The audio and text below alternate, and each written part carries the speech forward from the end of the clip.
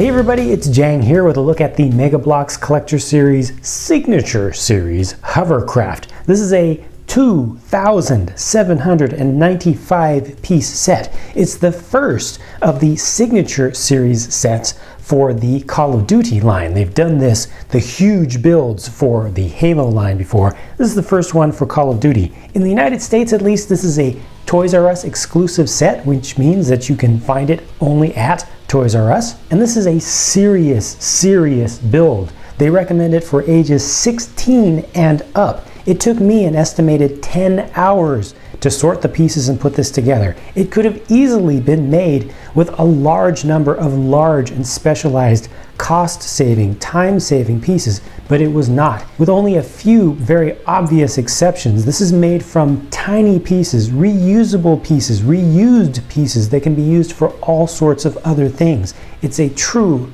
building set for collectors. This type of vehicle is called an LCAC, LCAC, which stands for Landing Craft Air Cushioned. These exist in real life. They are hovercraft. They exist in the United States military, in the Japanese Self-Defense Force, and Mega Bloks has actually done a really good job of capturing all the major elements of the real thing here. I think they've actually done it better than Call of Duty did in the games. In addition to Mega Bloks' signature use of their camouflage colors, such as the silver, which has black kind of marbled into it, they've got a lot of different textures here and a lot of different colors, even though it's a fairly bland vehicle design, just a couple of rectangles on top of a big old lump of rubber underneath with a large flat surface in the middle. It's got a lot of character, it's got a lot of detail. And it's huge, about 22 inches long and 14 inches wide. It really dwarfs one of their figures. Now, I don't have the Call of Duty Mega Bloks M1 Abrams tank anymore. I've taken that apart for parts, but Mega Bloks fans should be able to recognize the Halo. That's from the wrong license, but the Halo Scarab tank, you can see that fits in there with ease. You could actually put two of these in there if you just kind of squeeze them front to back. And you can probably put in an entire collection of these Warthogs, the standard small size vehicles. Now, the large drive-on, drive-off cargo deck is the major feature of these things in real life, but let's take a closer look at some of the smaller details of this model.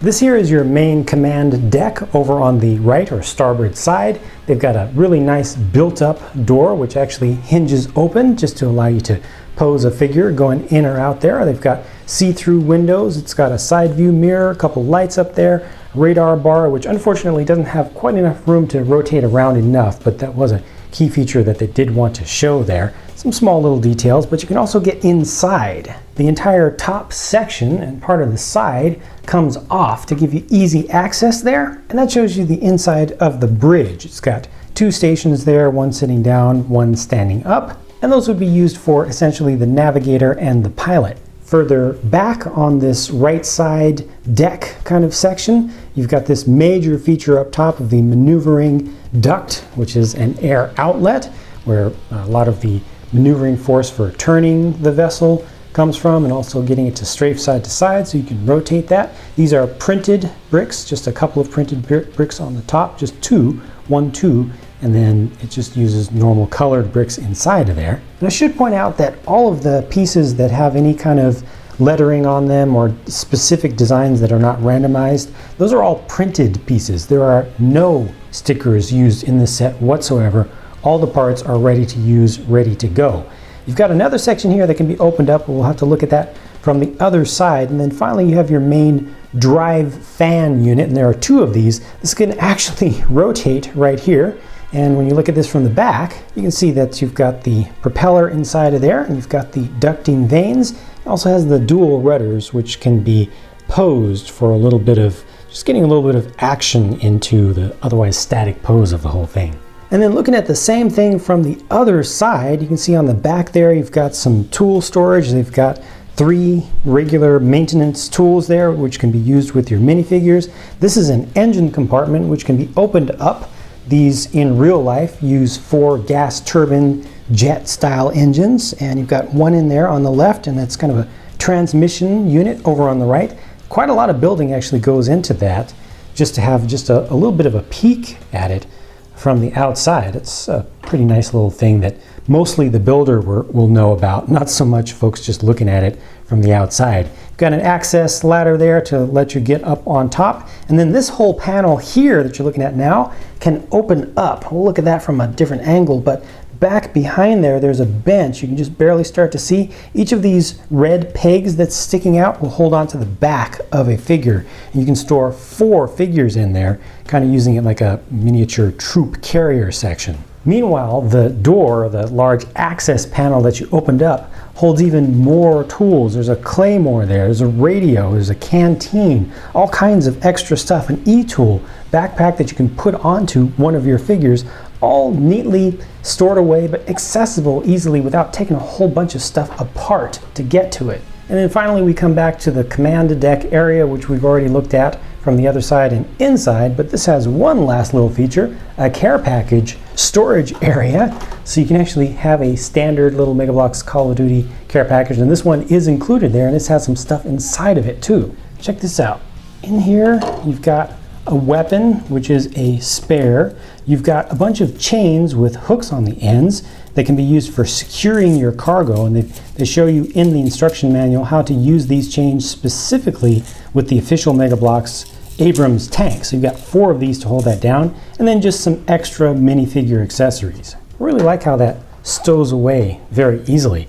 Now, moving on to the other side of the ship, you've got a nice little antenna bar up here, and this section over here is for what's called a port observer, which is the left side person who's basically going to be doing lookout work and making sure that the craft is lining up properly when it is coming onto shore or when it is hooking up with a carrier craft that's actually going to be holding on to it. This is actually pretty nicely built up over here, but I want to show you what it looks like inside. There's a little bit closer look at it, showing exactly what's going to be going on for a particular landing exercise.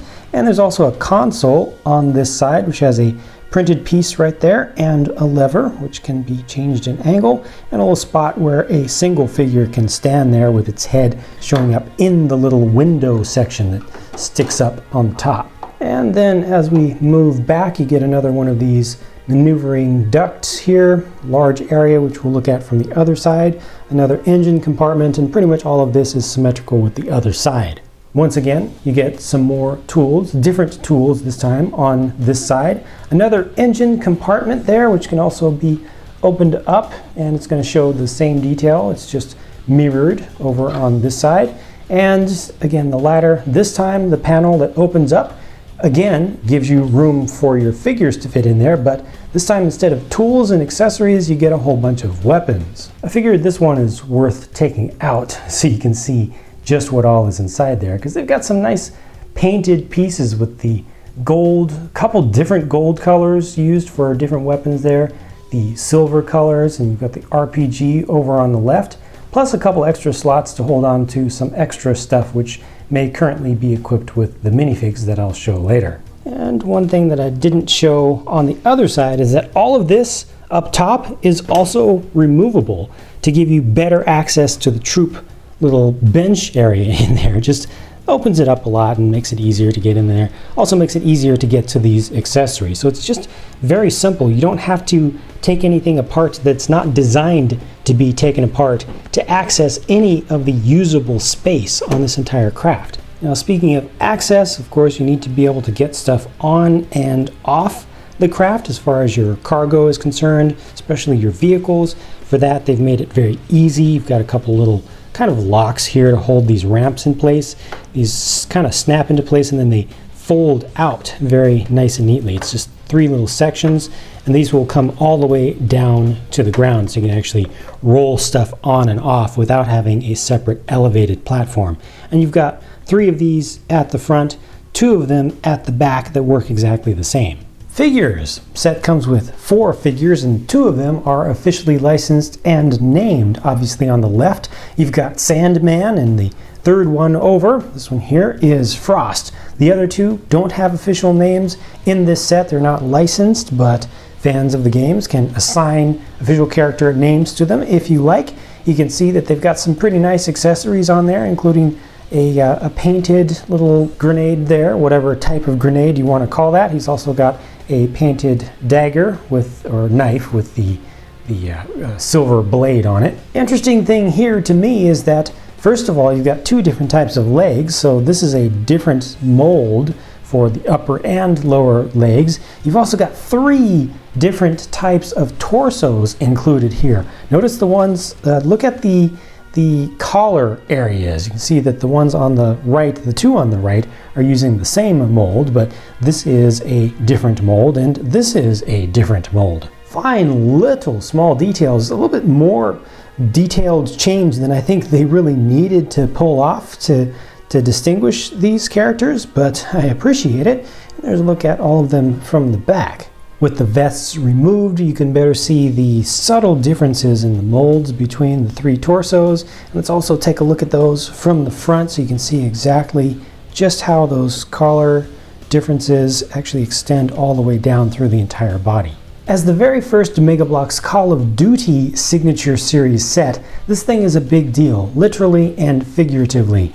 And especially literally. It was the single most time-consuming set build process I've been through, period, ever. It's a really serious build, and the end result is something that I think you can be proud of, I think Mega Bloks should be proud of. It does justice to the Call of Duty license, it does justice to the real-life craft that it's based on, it does justice to the whole brick-based construction system in general. The three negatives of this set are cost, size, and build complexity, and those all go hand in hand. But you've seen the set now, and I hope that you will take this opportunity to share your thoughts about it down in the comment section below on this video. Also, please hit thumbs down or thumbs up on the video, whichever you prefer. And if you would like to see more of my review videos as well as custom builds, be sure to come back for more, because more are always on the way. I'll be talking to you again soon. Bye for now.